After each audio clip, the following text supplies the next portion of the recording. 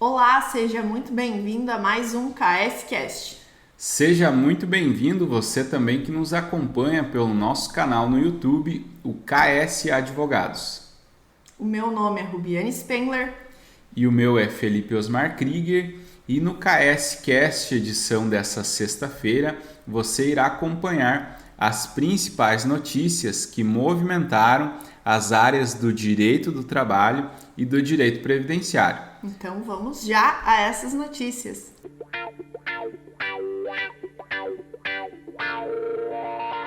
E a notícia trabalhista dessa sexta-feira é referente a um segurança que foi despedido um dia após renunciar ao mandato na Comissão Interna de Prevenção de Acidentes. Nesse caso aqui, então, ele deve ser indenizado. A primeira turma, então, do Tribunal Regional do Trabalho da 4ª Região, ela reconheceu a despedida discriminatória de um segurança ex-integrante da Comissão Interna de Prevenção de Acidentes, a CIPA, em uma rede de supermercados. O trabalhador afirmou que um dia antes da despedida, ele renunciou ao mandato de cipeiro por coação do empregador. Deverão ser pagos salários e demais reflexos em dobro pelo período de 1 ano após a despedida, em razão da estabilidade a que teria direito por ser membro da comissão. Também deve ser paga indenização por danos morais de R$15 mil. Vamos entender então melhor quais que foram os motivos então dessa decisão. Conforme as alegações do trabalhador, ele passou a sofrer perseguições após reivindicar melhorias e adequações na empresa e também ajuizar uma ação trabalhista para a cobrança de verbas que não estavam sendo pagas. Além da renúncia ao mandato na CIPA, ele não obteve a assistência sindical no ato da rescisão, prevista como obrigatória nas normas coletivas da categoria. O juiz do posto da Justiça do Trabalho em Capão da Canoa não considerou provado o caráter discriminatório da dispensa e o trabalhador então recorreu ao tribunal para reformar a sentença. Os desembargadores entenderam por maioria que a prova de que o ato não foi discriminatório caberia à empresa. A renúncia ao mandato na CIPA e a falta de assistência sindical na rescisão foram determinantes para a inversão do ônus da prova quanto ao caráter discriminatório, reiterando a obrigação do trabalhador. Para a relatora do acórdão, desembargadora Carmen Isabel Centena Gonzalez, é fato incontroverso que o empregado era membro da CIPA e que renunciou na véspera da despedida. Também destacou que ele ajuizou ação contra a empresa meses antes da extinção do contrato. Conforme a magistrada, além desses elementos que já apontavam para uma despedida discriminatória, a ausência da assistência sindical na rescisão, contrariando a previsão da norma coletiva, corroborou as alegações do trabalhador. No caso concreto, a ausência da assistência no sindicato no ato da rescisão tem por efeito inverter o ônus da prova quanto aos fatos que precederam a rescisão, inclusive a renúncia ao mandato da CIPA, afirmou. A relatora ainda citou a lei que proíbe a exigência de atestados de gravidez e esterilização e outras práticas discriminatórias para os efeitos admissionais ou de permanência na relação de trabalho, para ratificar a nulidade da despedida do trabalhador. Nos moldes da Lei 9.029, é vedada a adoção de qualquer prática discriminatória e limitativa para efeito de acesso à relação de trabalho, ou de manutenção por motivo de deficiência, reabilitação profissional, idade ou outros, enfatizou a relatora. Participaram, então, do julgamento os desembargadores Roger Balejo Vilarinho e Rosane Serafina Casanova. O supermercado apresentou recurso ao Tribunal Superior do Trabalho, o TST, dessa decisão. Então, como nós podemos ver aqui, em primeiro grau, então esse trabalhador ele não teve reconhecido essa dispensa discriminatória. É importante também a gente esclarecer quais são os membros da CIPA que possuem estabilidade. Sim, é importante. A CIPA ela é uma comissão mesmo, como o nome diz, que é criado dentro da empresa que possui um determinado número de empregados. Não são todas as empresas que possuem CIPA, né? Normalmente são empresas maiores e pelo fato dela ter então essa maior dimensão, se faz necessário criar essa comissão para cuidar de situações que envolvem acidentes de trabalho. E normalmente então nessas empresas é criado então a comissão, que é formada uma parte por membros que são indicados pela empresa, e esses membros da CIPA eles não possuem a estabilidade que o cipeiro, que é a outra modalidade cipeiro possui, e a outra modalidade então são colegas de trabalho, são trabalhadores que são eleitos pelos colegas de trabalho para fazer essa representação. E muitas vezes são esses cipeiros então que são eleitos que acabam destacando, se envolvendo mais pelo fato de ter essa representação dos outros colegas de trabalho. Eles são impelidos então a estar batendo de frente muitas vezes com a empresa por alguma situação que não esteja ocorrendo de forma a prevenir acidentes, né?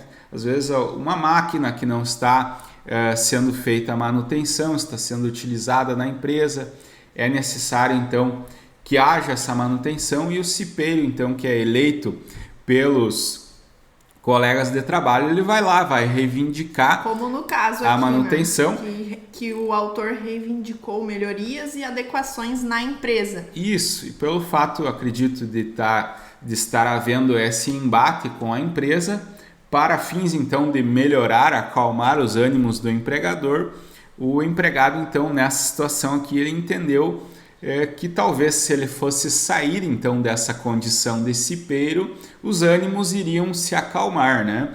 Ou até como ele disse que ele foi convidado então a renunciar ao mandato, né? Mas o que ele não esperava, eu acredito, é que um dia após essa situação ele teria o seu contrato de trabalho rescindido.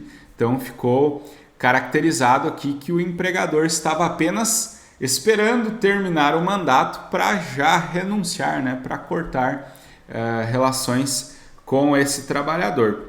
Caracterizando-se então uma dispensa discriminatória. Exato. E outra situação também que chamou a atenção aqui dos desembargadores foi o fato de não ter ocorrido a homologação da rescisão no sindicato da categoria. É importante destacar que após a reforma trabalhista não é mais obrigatório a homologação da rescisão no sindicato. A empresa mesmo pode fazer a rescisão dentro do ambiente da empresa, ali no RH ou no financeiro, faz o acerto com o empregado, ele assina o termo de rescisão. É importante também destacar que no momento em que o empregado assina o termo de rescisão, ele está dando quitação daquelas verbas que estão discriminadas ali no termo de rescisão.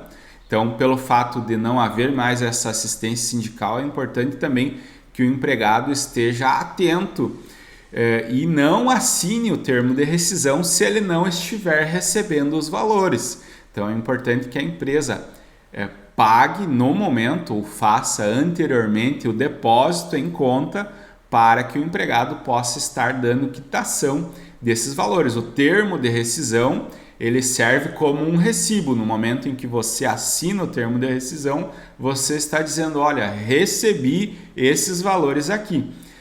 Agora, se os valores da rescisão estão errados, né, ainda é possível discutir. Mas se ele não recebeu e assinou o termo de rescisão, é mais difícil de comprovar que ele não recebeu esses valores, porque ele assinando é como se estivesse recebido. Mas e aí o sindicato ele sempre fazia essa fiscalização. Sim. E agora isso não é mais obrigatório, a empresa pode fazer. Mas nesse caso foi exigido. E por que, doutor, nesse caso foi exigido? Nesse caso aqui, então, havia a exigência de homologação porque constava na convenção coletiva do trabalhador que era obrigatório, então, ele fazer a homologação no sindicato. Então, no momento em que a empresa optou por descumprir essa norma que estava prevista na convenção coletiva, ela atraiu para si, então, a obrigação, então, de estar mais atenta ainda, né? E aí, no caso aqui, ela deveria ter demonstrado que não houve nenhuma situação discriminatória com base nesse empregado para ocorrer a rescisão do contrato de trabalho. Ela deveria demonstrar que Foi estava... uma rescisão dentro da legalidade. Exato, ou a gente está passando por um momento de dificuldade Demissão financeira. em massa na empresa, estamos, né? Foi demitido mais outros 2, 3 funcionários nesse mesmo dia, né? Foi um critério econômico, né?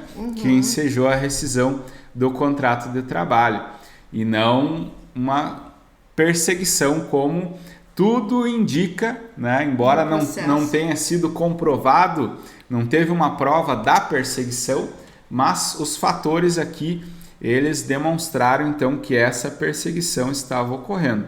Mas ainda, desse caso aqui, caberá a reanálise então pelo TST, né? Foi feito pelo menos o recurso de revista e agora então ainda vai ser analisado pelo TST se preencher os requisitos, então, para de admissibilidade, então, para a análise do recurso de revista.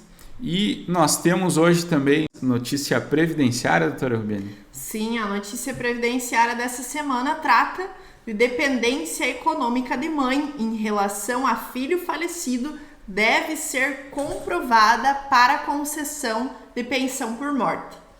E por não ficar comprovada a dependência financeira da mãe em relação ao filho falecido, a segunda turma do Tribunal Regional Federal da Primeira Região reformou a sentença que havia condenado o INSS a conceder o benefício de pensão por morte à requerente.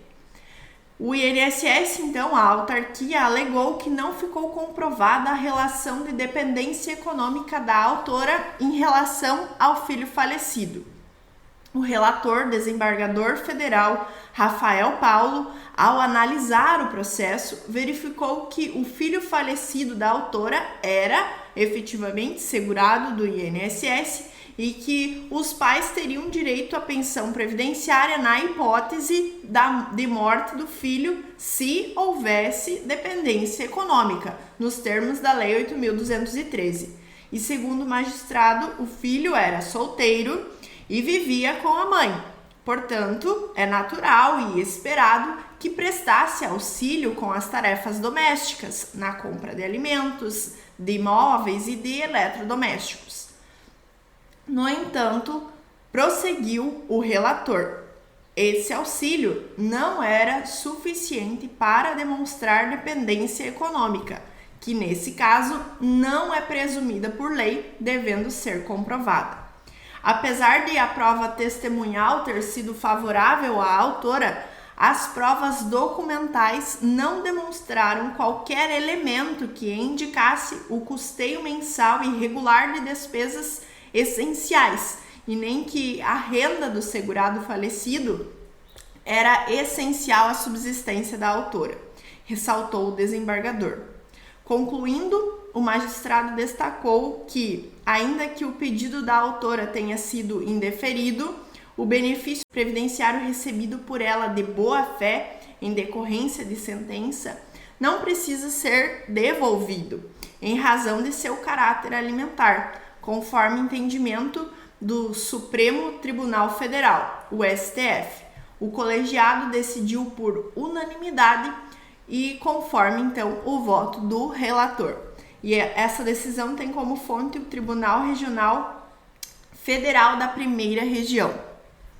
É muito interessante, às vezes até as pessoas nem têm conhecimento de que é possível que a mãe faça. Normalmente essa situação ocorre de forma inversa, né? A mãe, pelo ciclo da vida, a mãe falece e o filho então teria direito à pensão se fosse menor de 21 anos ou inválido, né? Deficiente. Mas nesse caso aqui então o filho faleceu e a mãe então estava buscando o seu direito à pensão por morte.